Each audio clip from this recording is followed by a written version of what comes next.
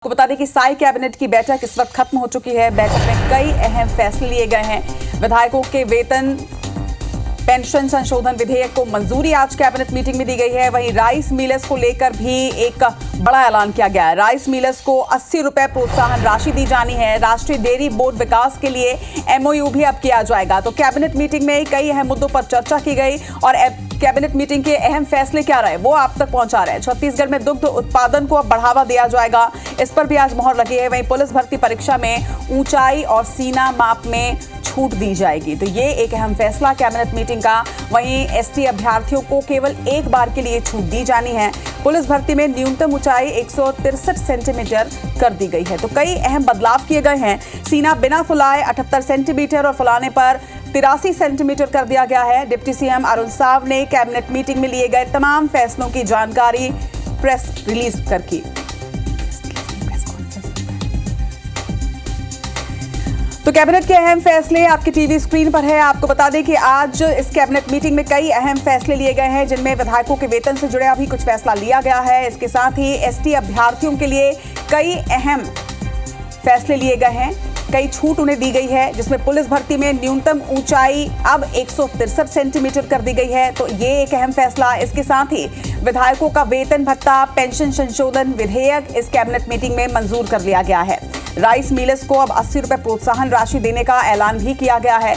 वहीं छत्तीसगढ़ में दुग्ध उत्पादन को बढ़ावा देने पर भी आज सहमति बनी है। राष्ट्रीय डेयरी बोर्ड विकास के लिए भी अहम फैसले लिए गए। छत्तीसगढ़ में दुग्ध उत्पादन को इस तरह से बढ़ावा दिया जाएगा। पुलिस भर्ती परीक्षा में भी कई अहम छूट दी गई हैं, जिसकी पूरी डिटेल आपको www.ibc24.in पर भी मिल जाएगी। इसके साथ ही आपकी टीवी स्क्रीन पर ग्राफिक्स के माध्यम से कैबिनेट मीटिंग का हर बड़ा फैसला।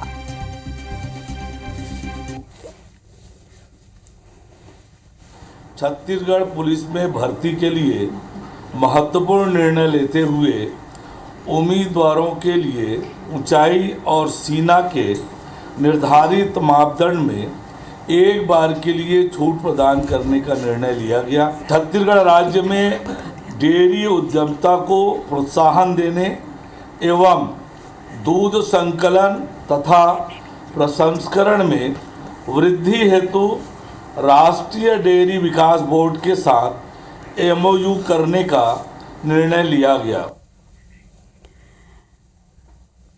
तो डिप्टी सीएम अरुण साव ने आज प्रेस ब्रीफ भी किया तमाम अहम फैसलों के साथ। और इसके साथ ही हमारे संवाददाता सौरभ परिहार हमारे साथ जुड़ रहे हैं।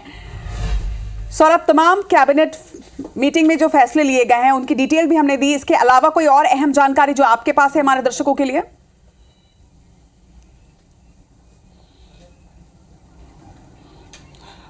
बिल्कुल, देखिए रचना, लगभग 12 से 13 प्रमुख प्रस्ताव थे जिस पर चर्चा हुई। कैबिनेट ने महत्वपूर्ण निर्णय लिए हैं। आप सबसे पहले देखिए कि जो अनुसूचित जनजाति वर्ग के युवा हैं जो पुलिस भर्ती में आना चाहते हैं, लेकिन जो है उनकी ऊंचाई और उनके जो सीना है वो ज़्यादा नहीं होने के कारण जो वो पुलिस के इसमें शामिल नहीं हो पाते, इसलिए छूट दी गई है। जो उनकी ऊंचाई है वो 163 सेंटीमीटर रखी गई है, जबकि इससे पहले ज़्यादा थी। और उसी तरीके से जो सीना में फुलाने के बाद जो है वो 83 सेंटीमीटर होना चाहिए और बिना फुलाए जो है 78 सेंटीमीटर। इसी तरीके से सबसे महत्वपूर्ण बात कि छत्तीसगढ़ विधायकों के जो वेतनमान है और पेंशन है वो भी बढ़ा दिए गए हैं और उससे संबंधित जो संशोधन विधेयक जो है उसे भी कैबिनेट ने मंजूरी दे दी है।